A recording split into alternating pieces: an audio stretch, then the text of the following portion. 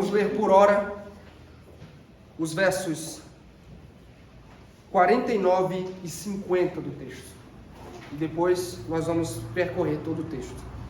Versos 49 e 50, acompanhe com atenção, com reverência, porque esta é a palavra infalível, inerrante e inspirada do Senhor. Rogou-lhe o oficial: Senhor, desce antes que meu filho morra. Vai, disse-lhe Jesus, teu filho vive. O homem creu na palavra de Jesus e partiu. Senhor, aplica a tua palavra no nome de Jesus. Amém e amém. Um famoso jornal do Brasil estampou o seguinte em sua manchete: em pesquisa, brasileiros apontam a fé como o traço mais importante da população, seguido pela criatividade. No entanto, irmãos, nós precisamos admitir que de fato não há muita clareza sobre o que é a fé. Basta você conversar com as pessoas no seu dia a dia e você vai receber definições diferentes e eu diria até curiosas do que é fé. Para muitos, fé é simplesmente acreditar em Deus. Para outros, a fé é algo que se faz para Deus. Eu gosto da definição simples, porém bíblica, de um pastor chamado Paul Washer. Ele diz: as pessoas com fé genuína não apenas creem que Deus existe, mas elas concordam com o que ele diz e confiam nele. É exatamente o que nós encontramos na passagem de hoje. Mesmo em meio a muita incredulidade e curiosidade carnal dos judeus, como nós vamos ver, nós encontramos na pessoa do oficial fé verdadeira e genuína que conduz à salvação. E na noite de hoje nós vamos aprender sobre o caráter da fé salvadora e verdadeira, que agrada a Deus e que salva o pecador. Depois da breve, mas bem-sucedida missão de Jesus entre os samaritanos, nós ouvimos nas semanas passadas, né? Ele, juntamente com sua comitiva apostólica, retorna para o território da Judéia, mais especificamente para a região da Galileia. Afinal, a prioridade de Jesus era pregar aos judeus, o povo da promessa. No entanto, curiosamente, o autor sagrado aqui ele aponta um contraste entre a resposta dos samaritanos e a resposta dos judeus ao Evangelho. Enquanto os gentios, que não eram o povo de Deus, o receberam como Messias e Salvador do mundo, ou seja, receberam Jesus e sua palavra com fé, os judeus permanecem incrédulos, interessados apenas nos sinais que Jesus podia realizar. E eu quero fazer aqui um adendo muito importante para evitar um mal-entendido, irmão, sobre a perícope específica que nós estamos estudando. Me permita lembrá-los que a Bíblia ela é escrita em diversos gêneros literários diferentes. E nós estamos aqui estudando uma narrativa. O que isso quer dizer? Ainda que alguns trechos das narrativas tenham caráter normativo, ou seja, apresentam normas ou padrões a serem obedecidos, a grande maioria da narrativa é descritiva, ou seja, ela está descrevendo fatos e está apresentando princípios importantes. Por que é importante eu dizer isso? Porque o texto, irmãos, não está falando ou não está nos encorajando a ir atrás de Jesus em busca de um milagre, como muitos interpretam esse texto. Na verdade, a intenção do autor sagrado ao escrever esse relato é nos ensinar que no meio da incredulidade e da falta de fé, também há fé em Cristo para a salvação. Seu objetivo aqui é apresentar como a verdadeira fé em Cristo se parece e como ela se manifesta. Então, quero que você guarde isso. O tema da mensagem de hoje é o caráter da verdadeira fé. O caráter da verdadeira fé. Qual é o caráter da verdadeira fé, irmãos? Como ela se parece? Quais são suas marcas? Segundo a perícope final do capítulo 4, há duas marcas indispensáveis na verdadeira fé. A primeira delas, do verso 43 ao 48. A verdadeira fé não se baseia em experiências espirituais. A verdadeira fé não se baseia em experiências espirituais.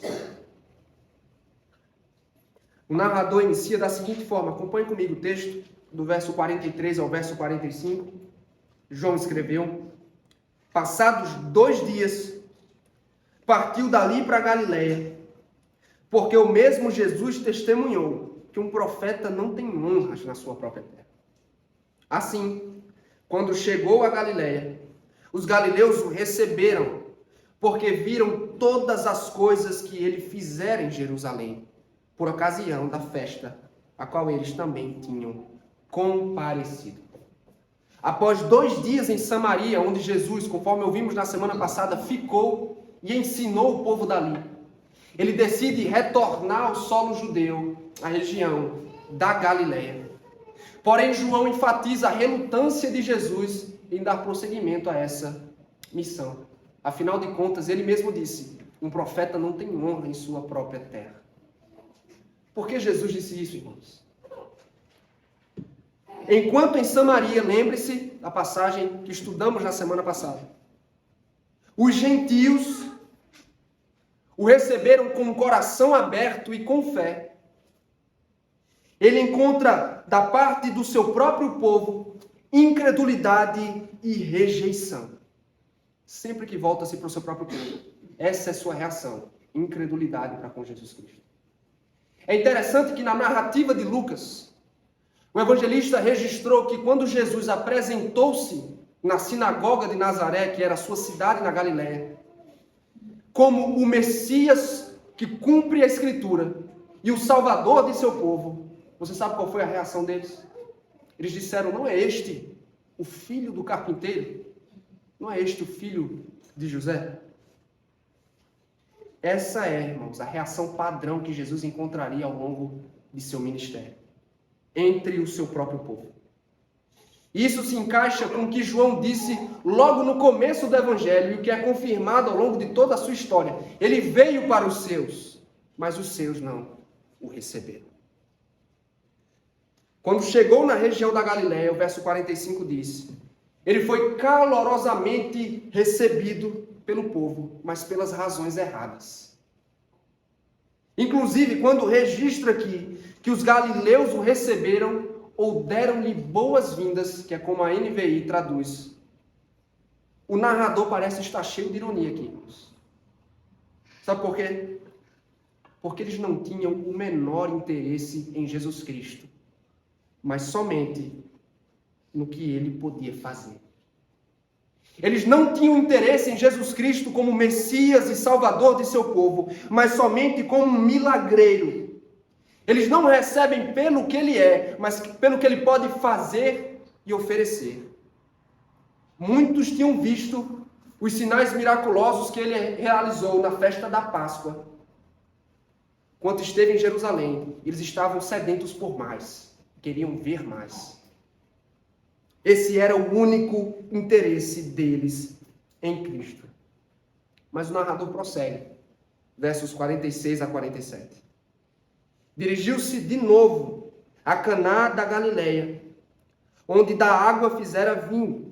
Ora, havia um oficial do rei, cujo filho estava doente em Cafarnaum.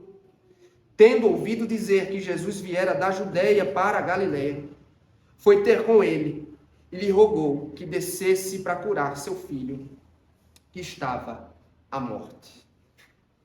No caminho para Nazaré, Jesus parou em Caná. Você se lembra? Nós ouvimos sobre isso no capítulo 2. No mesmo local onde ele transformou água em vinho.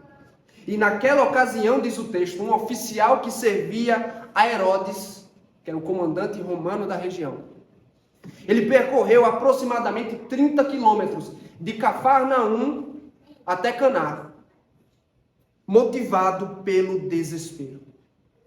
O texto diz que seu filho estava às portas da morte. E ele ouviu sobre um profeta judeu que tinha poder para realizar curas e milagres. E nessa altura, nós precisamos admitir O oficial não o enxergava como alguém além de um curandeiro também. Mas pelo que parece no texto, Jesus é a única esperança para que seu filho viva. Por isso ele roga, ele implora que Jesus o acompanhe até sua casa e cure o seu menino.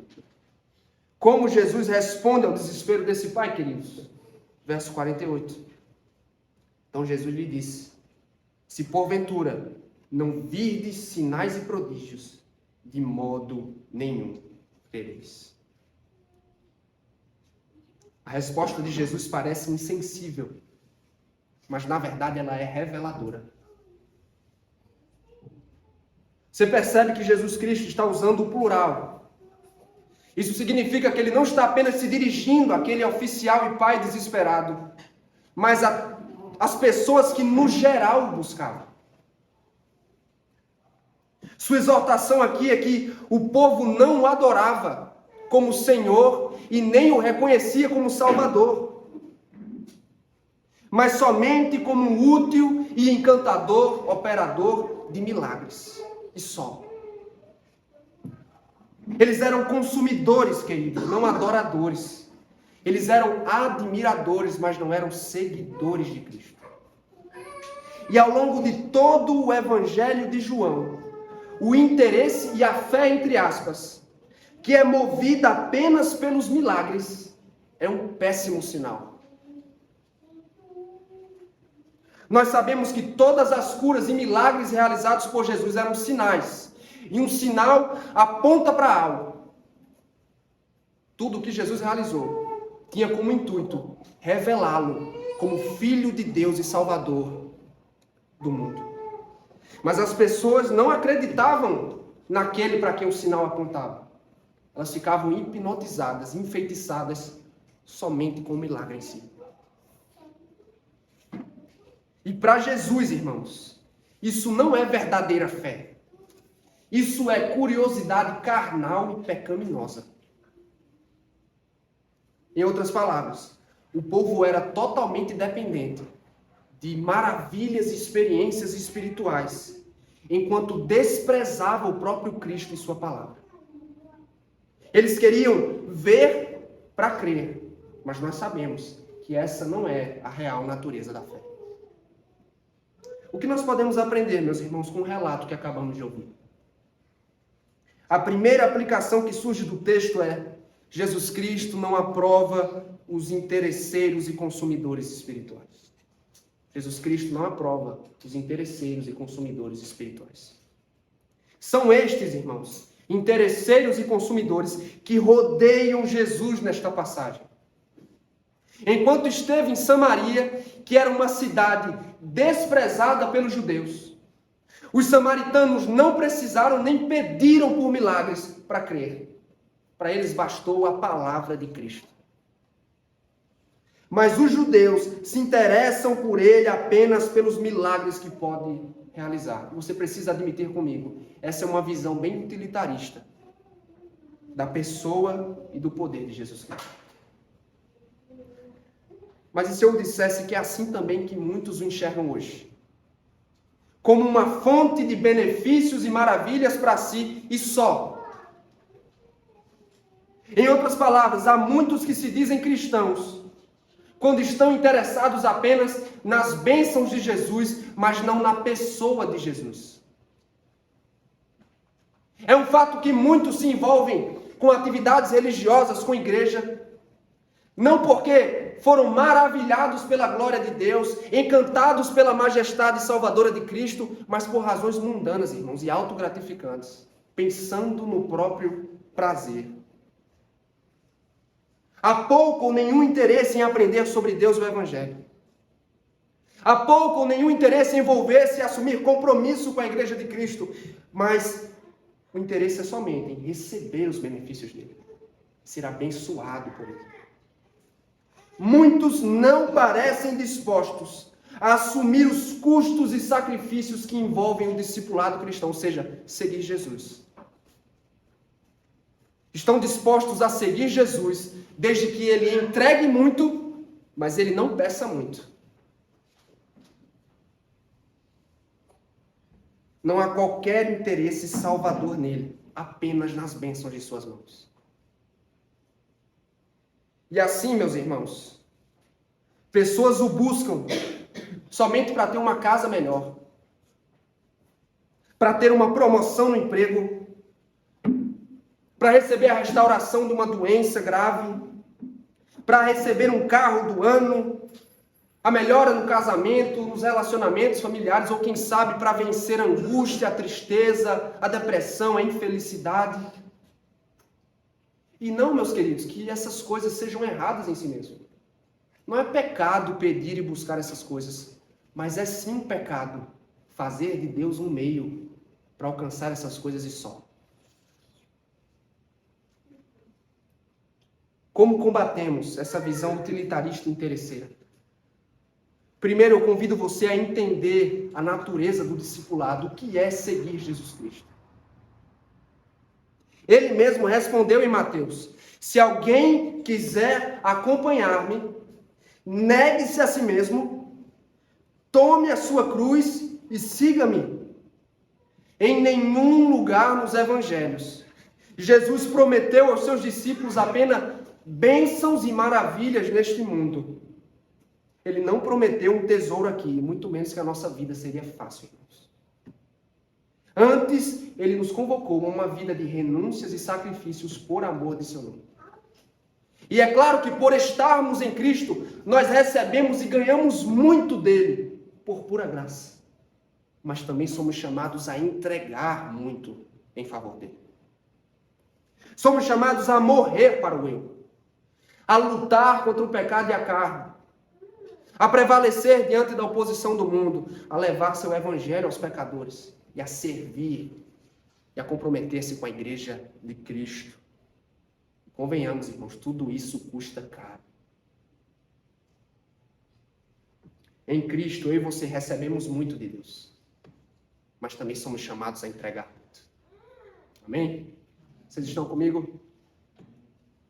Segundo, irmãos, ao mesmo tempo, preste atenção nisso, nós descobrimos que a melhor parte de seguir a Jesus não são suas bênçãos e realizações na nossa vida.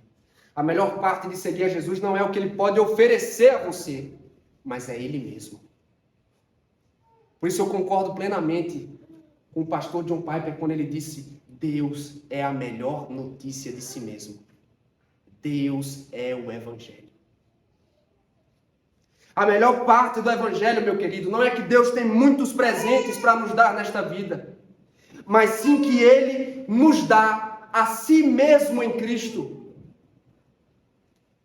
A glória e a beleza do Salvador são as maiores bênçãos que recebemos das mãos de Deus.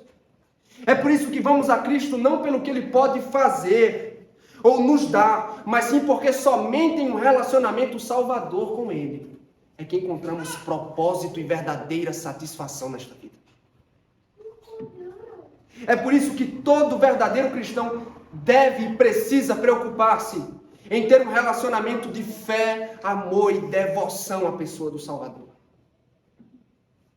Pois por pura graça, queridos, Cristo entregou-se para nos reconciliar e nos aproximar daquele que é a maior e melhor bênção do Evangelho, que é o próprio Deus. Deus é a maior e a melhor bênção do Evangelho.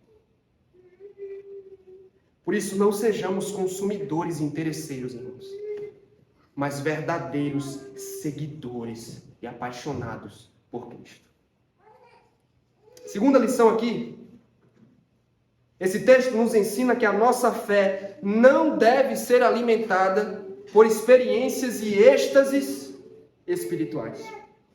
No capítulo 2 deste Evangelho, irmãos, eu quero que você preste atenção aqui, João registrou o seguinte: estando ele em Jerusalém durante a festa da Páscoa, muitos vendo os sinais que ele fazia, creram no seu nome. Mas o próprio Jesus não se confiava a eles, porque conhecia a todos. No capítulo 12, enquanto já está mais próximo da cruz, João registrou o seguinte a respeito do ministério de Jesus.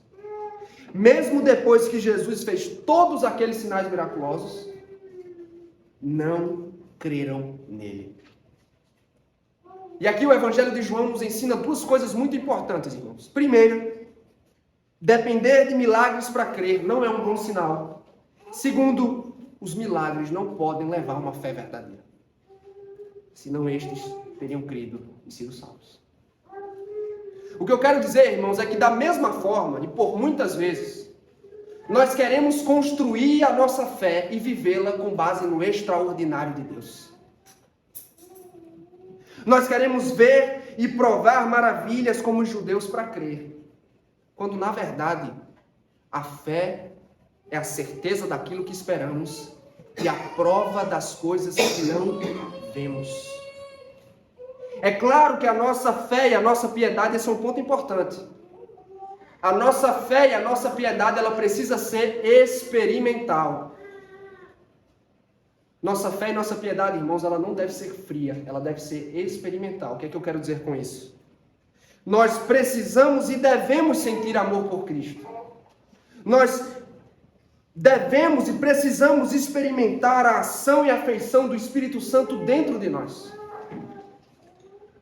Nós precisamos experimentar grandes momentos de júbilo na presença de Deus, mas não é o extraordinário, queridos, que sustenta a nossa fé, mas é a palavra revelada de Deus. É o conhecimento da verdade do Evangelho que liberta o pecador. É a fé na palavra de Cristo que nos dá segurança de vida eterna e salvação. O pastor Augusto Nicodemos, ele disse certa vez uma frase muito interessante. O grande desafio da espiritualidade é você continuar crente, sem sentir, sem ver, sem experimentar e ainda dando tudo errado. E a pergunta é, irmãos, como podemos vencer tamanho desafio? Sem sentir, sem ver, sem experimentar e ainda dando tudo errado, como podemos permanecer firmes? E a resposta é a seguinte: porque a nossa fé, a nossa piedade, a nossa segurança, ela não se baseia, ela não está fundamentada nas experiências espirituais, nos êxtases, no extraordinário de Deus, mas a nossa fé, a nossa piedade, a nossa segurança está firmada na palavra de Deus, em um relacionamento de fé com Jesus Cristo. É por isso que mesmo quando você não sente, não vê, e as coisas estão dando errado, você permanece seguro, porque o nosso alicerce não são nossas experiências, aquilo que nos foi revelado na palavra. Portanto, meus irmãos, o melhor que podemos fazer é crescer na palavra. E quando crescemos na palavra, crescemos também em piedade experimental e sadia. Quando crescemos na palavra, experimentamos segundo a palavra. Amém? Estamos meditando no tema o caráter da verdadeira fé. Como ela se parece, meus irmãos? Nós vimos em primeiro lugar que a verdadeira fé não se baseia em êxtases espirituais. Em segundo e último lugar, a verdadeira fé confia na palavra de Cristo. A verdadeira fé confia na palavra de Cristo. Versos 49 ao 54. Diante da aparente recusa de Jesus, o desespero do oficial parece aumentar aqui. Quanto mais o tempo passa, menos chances o seu filho tem de sobreviver. Só lhe resta implorar e rogar. E é exatamente o que o vemos fazendo aqui. Vamos ler versos 49 a 50. Rogou-lhe o oficial: Senhor, desce, antes que meu filho morra. Vai, disse-lhe Jesus, teu filho vive. O homem creu na palavra de Jesus e partiu. Primeiro, perceba a humildade do oficial ao dirigir-se a Jesus. Pelo termo usado aqui para descrevê-lo, este era um homem de autoridade, queridos, da corte de Herodes. Ele andou dezenas de quilômetros para encontrar-se com o filho de um carpinteiro que havia se tornado um rabino, um mestre judeu. Na ordem social da época, este homem estava muito acima de Jesus. Mas ao invés de encontrarmos fazendo exigências e dando ordens a Cristo, nós o vemos chamando de Senhor, porque ele reconhece sua autoridade e o seu poder. Ele parece ser diferente da maioria, que se interessa apenas em Jesus pelos seus milagres. Pelo que parece, ele parece entender mais sobre Jesus do que os demais. Mas como é que Jesus responde a seu pedido? O clamor insistente daquele homem tocou o coração de Cristo. O oficial parecia acreditar que Jesus só podia curar se estivesse presente no mesmo cômodo do enfermo. Mas a verdade, queridos, é que Jesus Cristo é poderoso. Ele pode espantar a enfermidade e a morte onde quer que ele esteja, com uma simples palavra, e é o que ele faz. Por isso, dali mesmo onde estava, por pura graça, Jesus curou o filho do oficial e o despediu para voltar para casa e encontrar seu filho com saúde. Como o oficial reagiu, queridos? Ele creu na palavra de Jesus e partiu. Sobre a atitude dele, um comentarista diz o seguinte: agindo assim, ele demonstra que, diferente de muitos galileus, não está simplesmente interessado em sinais e maravilhas. Este homem, meus irmãos, não precisou ver para crer. Para ele, a palavra de Jesus bastava. Como é que o texto continua? Versos 51 a 53. Já ele descia, quando seus servos lhe vieram ao encontro, anunciando-lhe que o seu filho vivia. Então indagou deles a que hora o seu filho se sentira melhor. Informaram: ontem, à hora 7ª, a febre o deixou. Com isto, reconheceu o pai ser aquela precisamente a hora em que Jesus lhe dissera: teu filho vive. Creu ele e toda a sua casa. No dia seguinte, enquanto o oficial descia em direção a Cafarnaum, onde ficava sua casa, seus servos o encontraram pelo caminho, trazendo boas notícias sobre a restauração de seu filho. Quando lhes pergunta a hora que aconteceu a cura, o oficial descobre que foi exatamente às 13 horas do dia anterior, quando Jesus havia dito: teu filho vive. Por meio da sua palavra poderosa, meus irmãos, aquele mestre judeu curou o filho do oficial que estava a quilômetros de distância. Instantaneamente, imediatamente, ele operou a restauração daquele menino. E a resposta dele, irmãos, é a única resposta apropriada. O texto diz que ele creu. Se já existia uma fé incipiente, uma fé fraca, agora há fé salvadora. Pois aquele homem entendeu que aquele mestre judeu era muito mais do que um simples rabino, um curandeiro. Aquele era o Messias e o Salvador enviado por Deus. Ele salvaria, libertaria o seu povo das garras do pecado e da morte. Ele foi a Cristo buscando cura, mas ele achou algo maior, melhor e mais necessário: salvação e vida eterna com Deus. E não só ele, meus irmãos, toda a sua casa também creu em Jesus Cristo para a salvação. E o texto é concluído com as seguintes palavras, versos 54. E finalmente chegamos ao fim deste capítulo. Foi este o segundo sinal que fez Jesus depois de vir da Judeia para a Galileia. O que este texto nos ensina, queridos, sobre a fé que realmente agrada a Deus? Em primeiro lugar, a fé verdadeira agarra-se a Cristo como sua única esperança de salvação. Foi o que o oficial fez aqui. A princípio, ele foi a Cristo em busca de uma salvação circunstancial, ou seja, a cura de seu filho. Mas ele descobriu que havia uma salvação maior e ainda mais importante: a salvação da sua alma.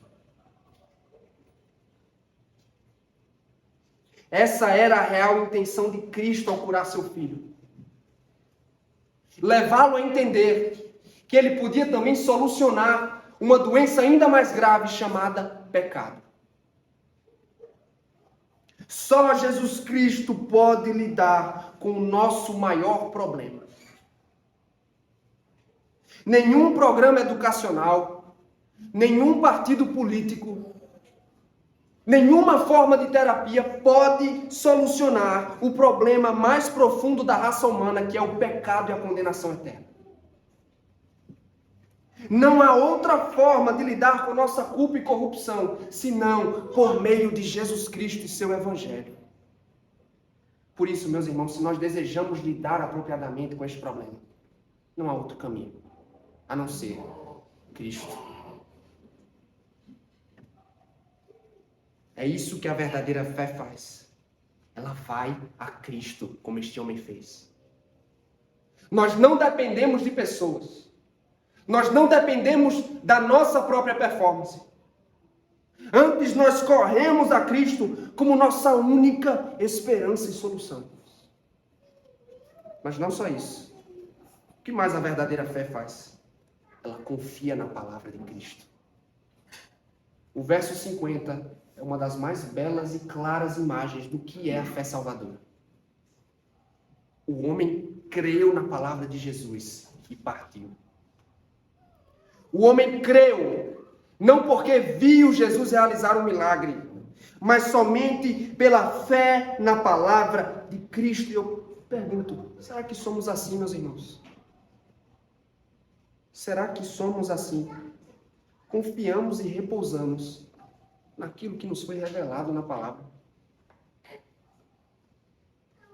Você crê no Evangelho revelado nessas páginas aqui?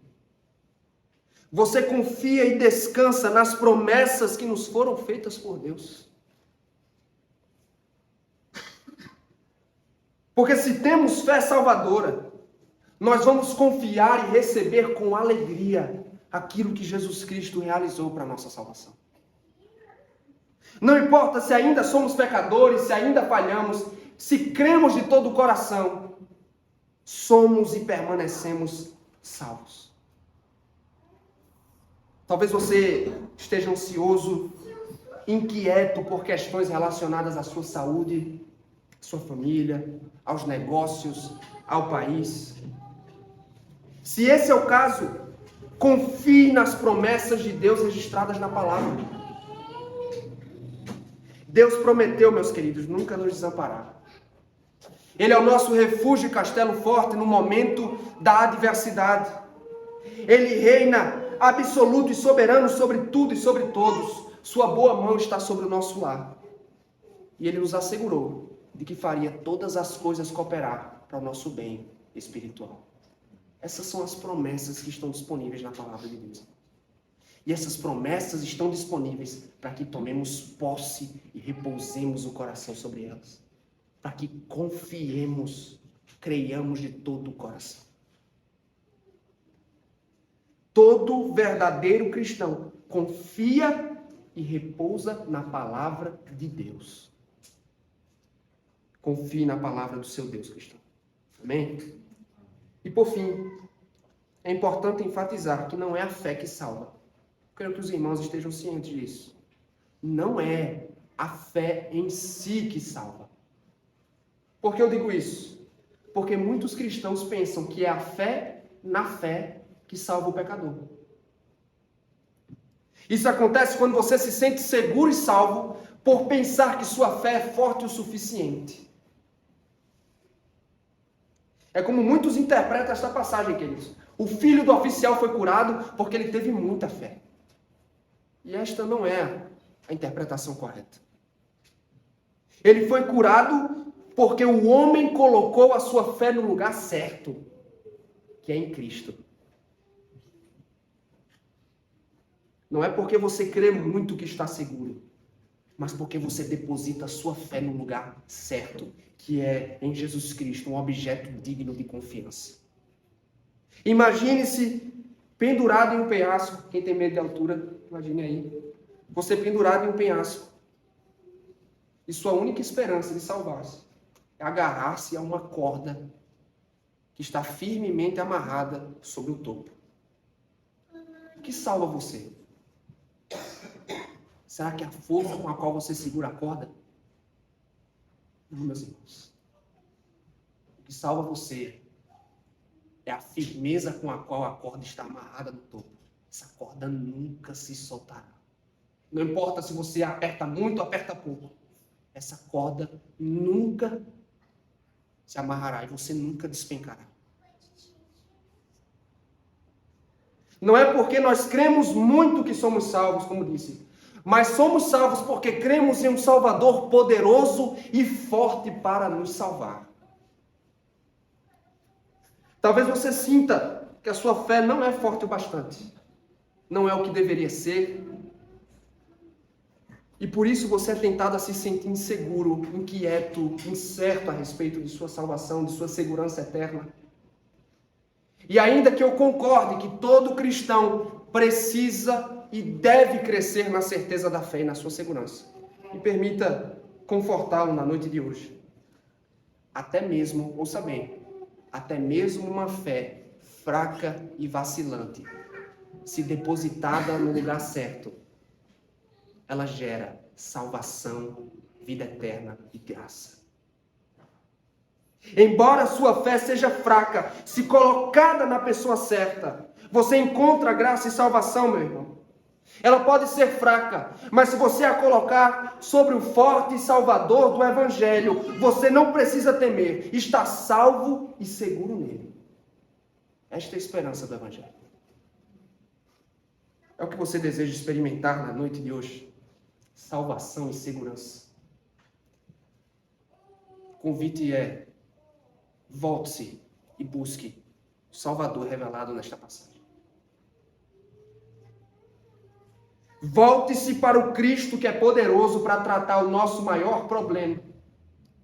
Eu quero lembrá-lo mais uma vez do Evangelho que tenho pregado semana após semana desde que cheguei aqui. Cristo entregou-se para nos reconciliar com Deus. Ele ofereceu-se como um sacrifício perfeito para atender às exigências da santa justiça do Senhor. Só Ele pode libertá-lo da escravidão, da condenação e das mazelas do pecado.